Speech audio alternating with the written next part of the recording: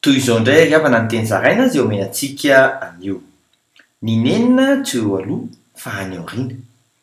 Isy olona anenina fa tsy ny hainy fananarana. Araka ny fisoratra ao amin'ny ohabolana toko 5:12 amin'ny anaran'i Jesosy hoe: dia anao hoe ianao, nahoana reny naka lava-maizanao, ary nahoana no naniratsira fananarana ny foko, ka tsy nihaino ny tenin'ny mpanorevitra ahy, ary tsy nanongilana ny sofiko hihain'ny mpananatra ahy?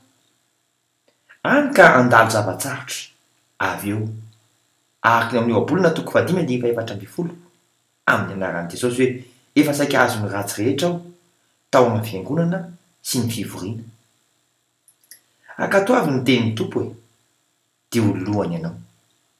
Araka ny ao amin'ny Deutéronomie toko 20:17 amin'ny anaran'i Jesosy hoe: dia ataon'i Jehovah ho lohany ianao fa tsy ho rambony, ary ho ambony tokoa ianao fa tsy ho ambany, raha mihaino ny didin'i Jehovah Andriamanitra ao, izay andidiko anao anio, ka mitandrina sy manaraka azy.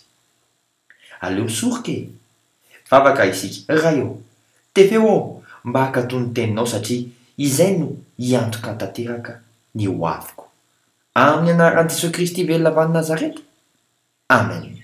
Mandra-peona tompoko, fiadanany.